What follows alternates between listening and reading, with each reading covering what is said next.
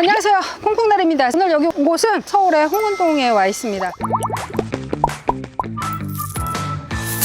제가 고등학교를 언덕배기에 있는 고등학교를 다녔거든요. 와, 간만에 비슷한 언덕배기를 올라오는데 만만치는 않네요. 하여튼 이곳에 반지하 빌라를 보러 왔어요. 제가 또 누굽니까? 반지하의 여왕 아니겠어요? 반지하로 먹고 살아서 여기까지 올라온. 그래서 이 반지하 지금 투자해도 괜찮을까 해서 제가 물건 보러 왔는데 반지하 투자해도 괜찮은지 한번 가보시죠.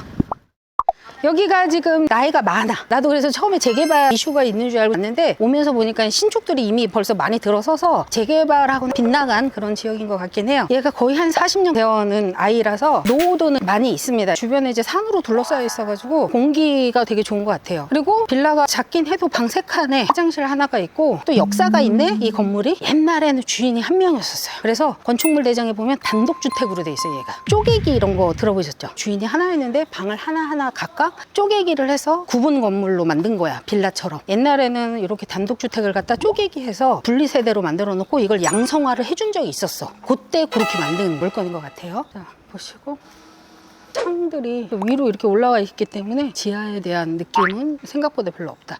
우리가 지하를 보면 좀 창이 위로 올라가 있느냐, 파묻혀 있느냐, 푹 파묻혀 있느냐, 이거에 따라 상중하를 하는데 이 정도면 상 정도에 속한다. 그래서 별로 막 이렇게 습이 있거나, 그리고 여기가 지금 지대가 높잖아요. 만약에 비가 내려 물이 멈춰져 있을까요? 흘러가죠. 경사도가 있으니까. 그런 것도 어떻게 보면 장점이기도 하다. 연식은 좀 되어 보입니다. 페인트도 다 빠져 있고 그렇긴 한데, 그냥 저는 예전부터 교통이 좀 불편해서 지나치는 동네이긴 했지만 동네 속으로 들어오기는 처음이거든요. 도심에서 떠밀려서 와서 살긴 하지만 일반인들이 살기는 참 좋은 그런 동네이지 않을까 싶어요. 여기도 똑같이 서울이긴 하지만 약간 외딴섬이고 약간 외졌다고 해야 되나? 사실 이게 지하철이 바로 있어서 막 좋다 이걸 떠나서 도심 속에 이렇게 한적하면서 가격이 좀 싼 데는 이런 데가 맞아요. 여기도 지금 보면 공동주택 지어져 있고 신축들이 있는 거 보면 원래 이제 노후도가 떨어져야지만 재개발, 재건축 이런 것들이 움직여지잖아요. 근데 이렇게 사부작 신축들이 자꾸 생기면 낙후된 데는 계속 낙후되게 살고 신축은 신축대로 들쑥날쑥 이렇게 개발 행위가 움직여진다는 거지. 어디는 발전하고 어디는 좀 그렇고, 그런 현상들이 계속 보이네. 오, 이런 집들이 많아야지 재개발이 많이 되는데,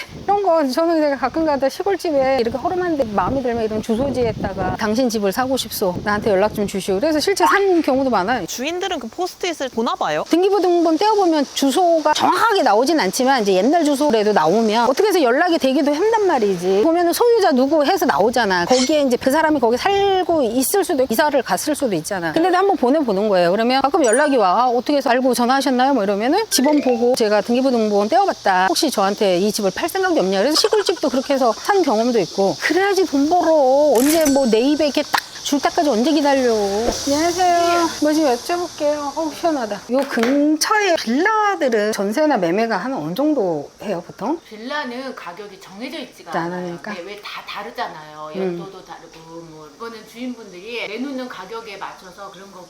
여기는 그럼 뭐 재개발이나 호재는 없어요? 그 이쪽 자락이요. 예전에 이제 재개발 그 얘기가 많이 나왔는데 지금은 그냥 어렵지 않나 싶어요. 그때 막 네. 다 같이 힘모아서 했으면 좋았을 걸. 지금은 신축들도 꽤 있고 막 많고 이러다 하니까. 보니까 위에 경매가 하나 나왔더라고요. 방 3칸짜리가. 산업빌라 네, 있고. 산업빌라. 그런 데는 지하이긴 해도 임대나 이런 거 매매가 좀 될까요? 매매는 자신 있게 말 그치. 못하겠어요. 왜냐하면 진짜 솔직히 오래되고 그 수리를 다 해놓으면은 전세나 뭐 그런 건데 다른 건 모르겠었는데 재개발은 쉽지 않으실 것 같아요. 그러니까 전세는 보니까 대충 나갈 것 같은데 재개발은 아니네. 고맙습니다. 네. 여기가 지금 오른쪽에 스위스 호텔이란 말이지. 얘네들도 되게 오래 한다. 호텔 안에 차도 많네요. 제법 있네. 호텔 사업하는 것보다 이거 팔고 여기다가 주상복합 올리는 게 사업상에 더 좋을 것 같은 그런 거 많잖아. 부천의 상동도 그렇고 몇 군데 이런 데 보면 홈플러스 이런 데 장사 안 되는데 팔아서 거기 보니까 주상복합 올라가가지고 피가 장난 아니더만. 그러니까 요즘은 대기업들도 이렇게 부동산 장사를 하더라니까.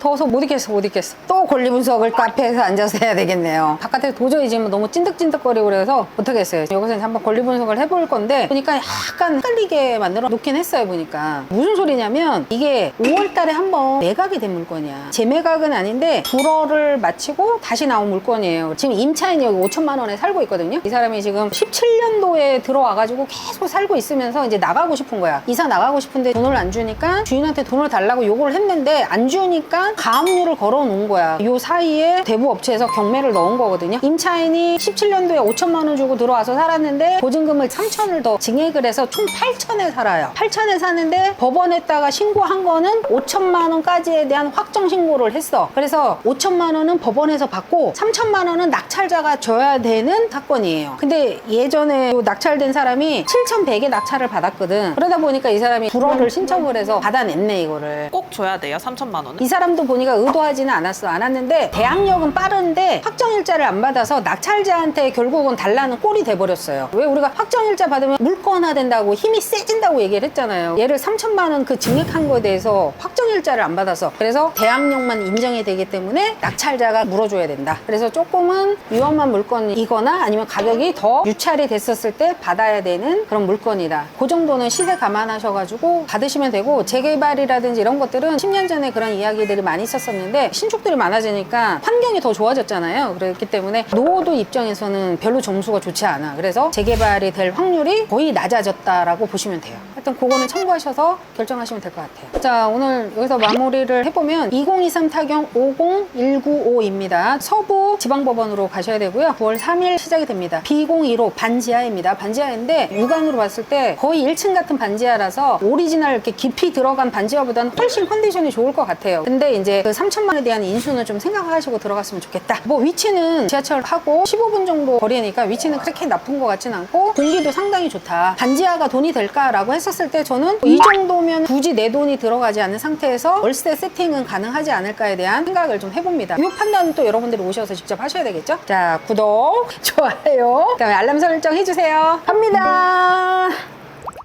올라온 웃으라고 하네요. 자, 웃습니다. 얘기를 하면 왜 이렇게 나는 엄해지는 거야? 엄근해지는 거야? 하여튼